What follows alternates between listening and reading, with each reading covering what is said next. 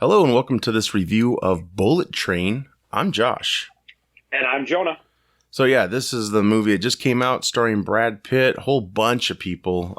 Basically the plot is 5 assassins aboard a fast-moving bullet train find out their missions have something in common. So yeah, from the get-go when these previews launched, I was pretty much hooked. It looked like a fun movie by all accounts. A lot of those, a lot of trailers these days, well, I guess throughout time, look great, right? And then the movie was just crap. So yeah, I was nervous about that because when the reviews started coming out, it was like a mixed bag, I guess, from what I saw. But the trailers did a good job of kind of setting up the general synopsis. So, the storyline with right. Brad Pitt's doing there to get the briefcase, who some of the other players are. But it doesn't really show you how everything unfolds and how it becomes like super chaotic in a good way. Right. Yeah. You just see highlights basically. But yeah, you get the tangerine lemon introduction was in the trailer, which those guys are great. So just cutting the chase with those guys.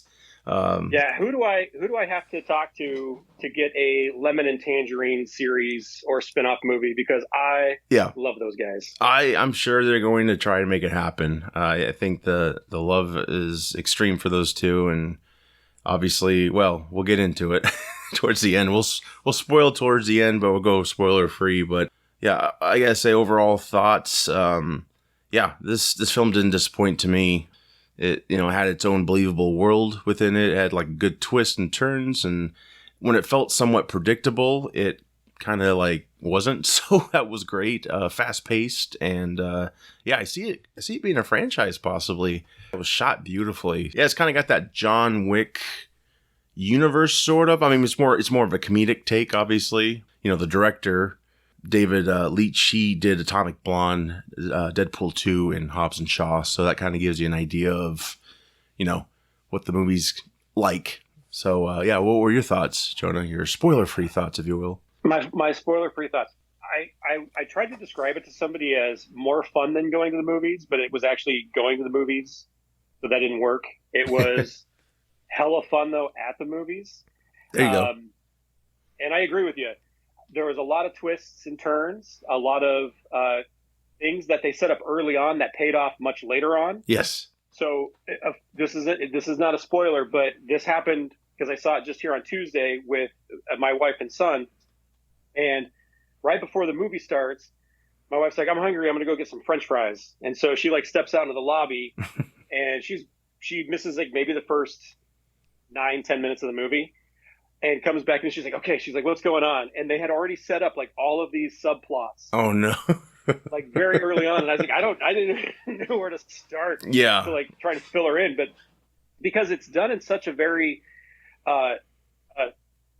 subvertive way, where it's not just an exposition dump on you, and so there's things that they're talking about, these conversations that are being had between these characters that do set up things that happen much later on in the film that pay off, and we can get into that when we talk spoilers. For sure, yeah, and they're not overly stretched out either to land. Right, they actually land pretty damn good. For anyone who wants to go see it, don't go to the lobby to get French fries. Do that well before the movie starts. Absolutely, because you'll miss quite a bit. And one thing too that surprised me, and you get a little bit of it from the trailer, but it was way funnier than I was expecting. I laughed almost throughout the entire thing. Yeah. Even at whether it's the absurdity or just Brad Pitt and his comedic timing. And tell me if you think differently. Brad Pitt was sort of rechanneling his inner Floyd character he played back in True Romance a little bit. Oh wow. Well, yeah, you put me on the spot. I've actually never seen that film. Hold on. All right, stop. We have to stop this recording. Stop this podcast. All right, we'll be right back. That was amazing. That was one of the best movies ever, Josh. You know what? There are still some that have fallen through the cracks, and yeah, that's one of them. I thought at first you were talking about his character in Snatch, because I have heard I have heard a lot of comparisons to Guy Ritchie films with this, but Yeah, I'm sorry, I've never seen it. I could definitely see the comparison between, this director's style to Guy Ritchie's style a little bit. Sure. I think David, is it Leitch? Yeah, Leitch. I think he's even a little more kinetic than Guy Ritchie. And again, I think that's a good thing, especially for a movie like Bullet Train, where it's got to be right over the top. If it was played super straight, I don't think it would have been nearly as successful. Right, and paced out too. Like Guy Ritchie kind of takes his time, and this one was just like boom, boom, boom, like just like the title, Bullet Train. That's pretty much how it was. The movie, once it starts, it does not stop. Absolutely, yeah. And the cool thing about David Leitch is he was actually Brad Pitt's stunt double back in the day for Fight Club, Troy, and Mr. and Mrs. Smith. So he became that's cool. Became a director eventually, and he did. Atomic Blonde was his first movie, I believe. So yeah, I'll definitely kind of have that world in there too. Yeah, that was a great.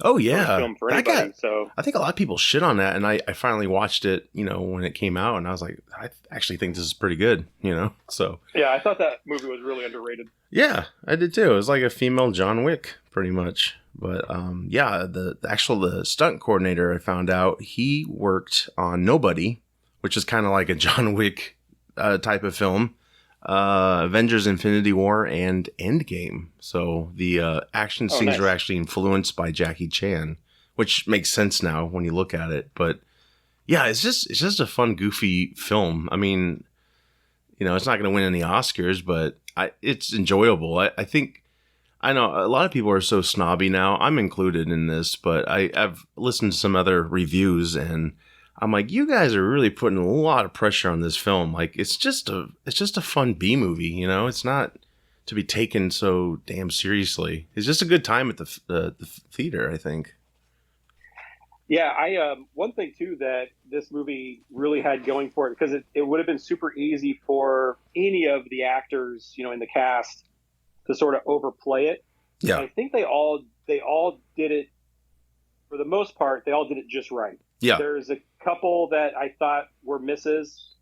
We can get into that more when we talk spoilers. Sure. But Brad Pitt, he usually doesn't disappoint anyway. No. Joey King is usually good. I'm trying to think of other things I've seen her in, like The Conjuring and the one that my kids love, that the Wish movie, Wish Upon. Okay, yeah, she had a new one come out too. Gosh, she's like some warrior or something. I haven't seen it yet, but she looked familiar. But I saw The Conjuring years ago when it came out, obviously. So maybe my mind went there. But it was like, man, she looks so familiar. I can't pinpoint it. But yeah, she definitely held her own. Like every character, that's maybe the one thing I wish there was more of, and it's fine.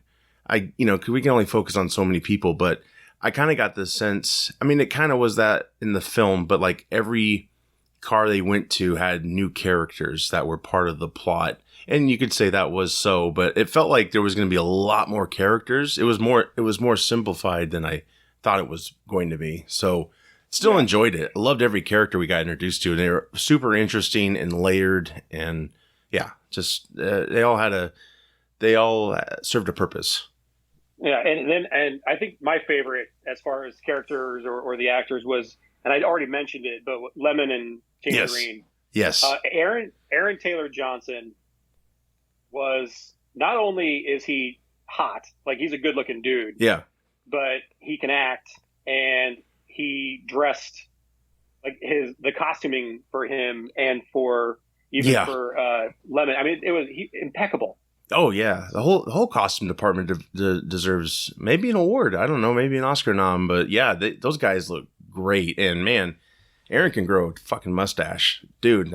That's a mustache you'd want. I mean, if I could do a mustache and not look like a complete pedo, yes, I would. Yeah, that's the thing. He's got one of those, like, it's just natural and it looks good. Yeah, you're envious. Pull it off.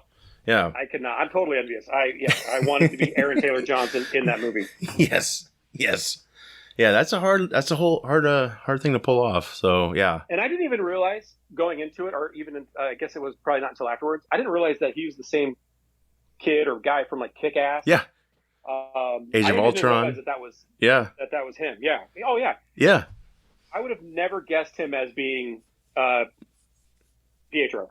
Dude, he's been in so many films. It's crazy, but he's really good at altering his look. So he's always kind of like a new. I mean, he's not only a new character on the page and screen, but he also has the look of that new character. They totally. I don't know if you ever saw the King's Man. Did you see that one? Yeah. Okay. Yeah. This might be spoiler to everyone out there. Apologies. He's in that film. He shows up like all of a sudden and not used at all, pretty much. Like a waste. I don't know why he was. I don't know what the hell they were doing. Like, he honestly should have been the lead, or he should have taken over for the lead or something. But yeah, he's just shoehorned in there at the end. He doesn't really have a purpose, you know? I don't recall anyway. But yeah, I mean, he's one of those actors. Like, he's going to be playing Kraven the Manhunter. Is that how you say it? It's a Marvel MCU film. Not MCU. It's a Sony. Is it Kraven the Manhunter? Is that him? Am I saying that right?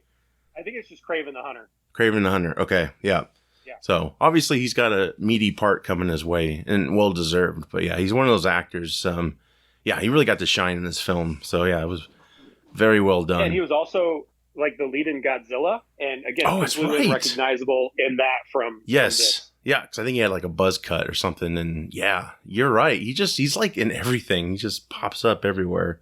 Brian. Well, I want more. I want more of them. So yeah, Lemon, played by Brian Tyree Henry.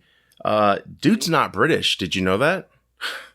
I would never have guessed that. I wouldn't have either. He's American. Yep. He was in the Internals, and I think he's on the show Atlanta on FX. That has Donald Glover in it. I don't know if you ever saw that show, but he's on that show. So yeah. And Joey King is not British either. I believe she had a British accent in this film. She's not British. Which is crazy. I don't think she had did she have a British accent? I'm trying to remember. I think she did. In this one? Yes. You know, it didn't strike me, because Lemon and Tangerine definitely had the British accent. Yes. And the whole, again, I don't think this is necessarily a spoiler, but the whole Thomas the Tank Engine. Yes. Every time made me laugh every time. Her accent to me seemed like very nondescript. Okay. I can't remember. I think that was on purpose. Okay. Yeah. But when we kind of get into the spoiler stuff, I think that was on purpose. There was an accent there, but it was kind of hard to place. But again, I wouldn't have thought she was American, just like the other dude. I was just like, "Oh, you got to be kidding me! This guy is not English." Like, what? Are you a big Heroes fan, or at least season 1 back in the day? Remember the show Heroes? Yeah, I tried to watch Heroes. Even season 1 you didn't dig? That's my favorite season. That's it, man. That's when the show just went off the rails after that, big time. Yeah, I think I probably saw season 1, or at least part of it, but I don't know. It was one of those things that didn't necessarily capture my attention like it probably should have. Gotcha. Well, if you ever visit it, just watch season 1. That's my recommendation to everyone as well. But the reason why I brought that up is the conductor who gave Brad Pitt the stink eye pretty much for not having his ticket. Spoiler. It's not really a big spoiler. But I'm going to butcher his name, but it's Masi Oka. He was Hero on Heroes. So he was like the nerdy dude whose future version was this like samurai badass. And so really popular character. So when he popped up in this, I was like, oh shit, that's him. A lot of people probably won't notice that, but I got a kick out of it. I remembered him from the Meg. He was. Oh, was he in the Meg? Okay. The group in the Meg, yeah. Okay, sure. Again, I'm gonna butcher this guy's name. He plays the Elder, Hiro Yuka Sanada. Forgive me. He was in Wolverine, Sunshine, and Mortal Kombat. He was Scorpion, I believe, in the new Mortal Kombat film. So he's the Elder with the cane. Yeah. Yep. Dude, that's cool, man. This whole cast is so rich. Definitely want to get into spoilers because I want to give away the rest of the cast, which a lot of surprises, I think. Of course, you go to IMDb, you're gonna get spoiled. So maybe not do that if you want to save yourself. But yeah, with that said, final non-spoiler thoughts. Dug it, man. Go see it. It's worth your money and your time. It's just a good time at the theaters. So yeah, get some popcorn. And don't drink too much so you don't have to pee. But yeah. Yeah, and like I was saying before we started recording, is I want to see it again. So absolutely, see it once, but see it twice. Yeah. It's funny because before we saw it and we were talking about seeing it, we were talking with my in-laws, and we don't always see eye to eye on movies. Right. You know, and that's okay. But they had seen it over the weekend, and we were asking them if they enjoyed it, and my father-in-law was like, I didn't like the first half of it because they didn't know what was going on. Yes. Because it does take again, you've got these different threads that are all seemingly random, right? Yep. And unconnected. And he said, like, he absolutely loved the last half of it. Yes. And so it's one of those movies where you do have to be a little patient, and which is weird to say because it is how fast paced it is. Yes. And observant. But, yep. Definitely. Yep. Be observant, be patient, and know that it does all come together really well. So, So don't be like, I don't know what's happening, because you will know what's happening as it's happening. Yeah, just go along for the ride. It all clicks into place, and you're like, oh, I totally understand now. Yeah, for sure. All right, well. It's definitely not one of those movies like, Tenet that you need a, decoder decipher or anything like that. So I still gotta tackle that one. I've actually bought that without seeing it because I was like, it's Nolan. It's gotta be great. I mean, it looks beautiful, shot beautifully, but I couldn't get into it when I first put it in. But I wasn't really 100% like rested. So yeah, I'm totally lost. But yeah, it's collecting dust right now. So maybe I'll revisit that sometime. I already got to watch it like 4 times. Bullet Train, luckily you don't. So. Yep. And I'm pretty sure Aaron Taylor Johnson's in that too. Oh, yes, he is. Of course he is. Degrees of Separation. So. Yep. He's in everything. Yes. So. Yeah. Go out. All right. Support this film. And we're going to get into spoilers now. So give everyone a chance to walk away. But come back after you see the film, of course.